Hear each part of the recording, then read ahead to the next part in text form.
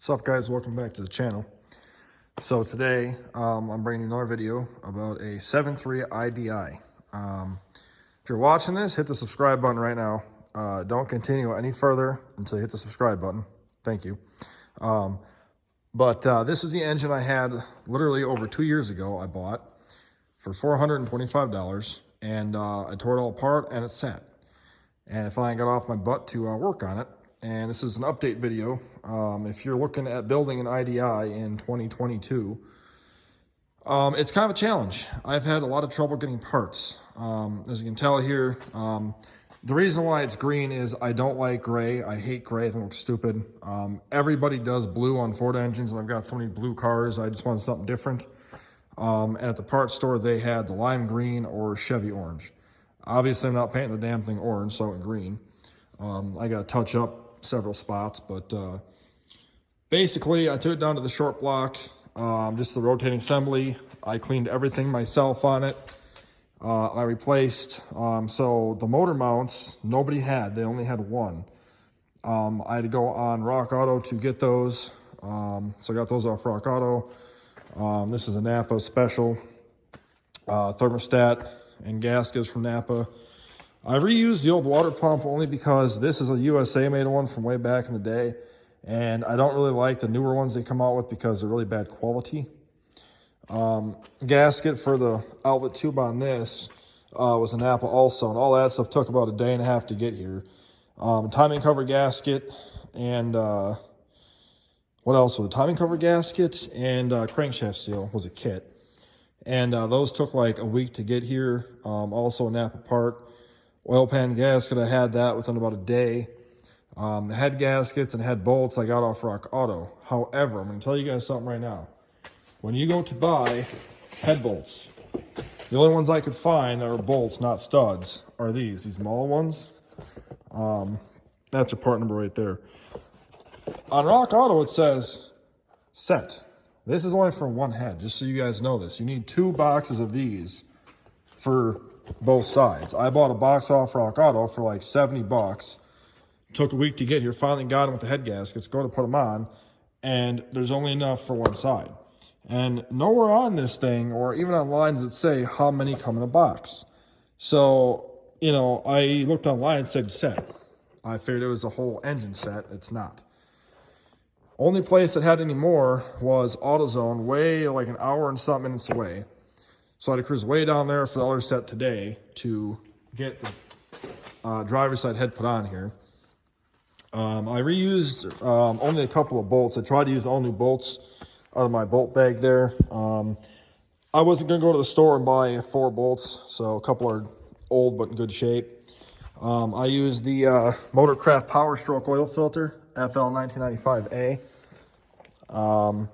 Rear main seal, so the rear main gasket that goes on there, I had to buy that from Napa also, and then the rear main seal I got to put on after the motor's off the stand. Glow plugs, I had to go way the hell out to an advance, another hour in the opposite direction to find glow plugs because nobody had the ZD9s. They only had auto lights, and I'm not putting auto lights on my engine because they're crap. The exhaust manifold gaskets came in the kit from Apex. That had the head gaskets, valve cover gaskets, and then it actually came with the water outlet gaskets, but I did those before I even had this. Injector O-rings and seals. What else? Oh, I had to do valve stem seals, and here I did. These heads were covered in oil and debris, and machine shop wanted like 500 bucks to clean them. So I was like, yeah, I'll do it myself. So I took me a bucket, put them in there, and then I used brake cleaner and soaked them all really nice. And they're actually pretty dang clean. A little bit of oil residue on there, but that's fine. I did the block myself as well, and then I wire wheeled it all really nice, and you know, tried to do it the best that I could here with what I had. But it didn't occur to me that brake cleaner on rubber and plastic valve stem seals is a no bueno. And again, nobody had a valve stem or a valve spring compressor tool anywhere. The only one I could find was this thing from O'Reilly's. You can rent it or buy it. I bought one because I don't like using used crap that people break. And basically it just clamps around this and pushes it down, and then I had the heads off when I did this. Wasn't that bad to do, so I did all new valve stem seals. I made a big mistake when I had taken this apart. I threw away the rocker arms, the push rods, and the lifters like a dumbass because I was going to buy new ones. Well, lo and behold, lifters, I found a set from, I think, AutoZone? Or, no, I got them off Rock Auto. They'll be here in like 5 or 6 more days. The push rods, the only body that's got push rods is there's an O'Reilly an hour away. I have to go buy push rods an hour away north to get those. And then the rocker arms nobody has except for Rock Auto has those, and they're $50 for one pair. So I'll be taking the old ones out of the brown truck because I'm not going to spend like $800 on a rocker arm. So if you do an engine job, don't throw them away quite yet till you know you are going to buy new ones. Oil cooler gasket. Funny story about the oil cooler gasket. I did not do the seals. I just did the gaskets to hold it on. They are 4 bolt holes. Okay? Napa's website shows a different style that has 3 bolt holes on each side. Well, when I bought them online, it says guaranteed to fit your 1993 Ford F-250 to 7.3 IDI in it. Drive 45 minutes to get these gaskets, come home, and they're not for this engine, they're for a Power Stroke. The website is wrong. You have to actually search the part number for the IDI oil cooler gaskets and then go on Napa's website and type in the part number. So I did that, went back, complained. The guy gave me money back for them, but I have to call Napa Corporate and complain to them because I wasted 2 days of driving 45 minutes each direction.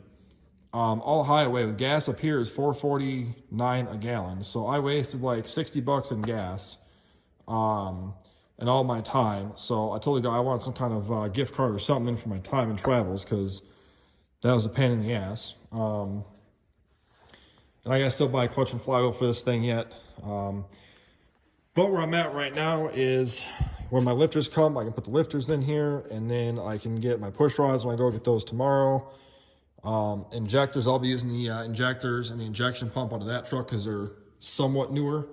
And then the valve covers I got clean yet, and then paint those and put on here. And then I'm going to refog this because, I missed some spots here I got to touch up on and whatnot. And then she'll basically be done. And we're going to drop this beast into the truck and see how she runs. So hopefully she'll be good. And yeah. If you're watching this, I'm gonna make another video after this about all the different coolant locations you can put a coolant temp sensor if you want to run aftermarket gauges. So check that out next. It'll be after this video if you want to see it. So hope this was fun for you guys, and if it is, like, share, subscribe. I appreciate it. Have a good night.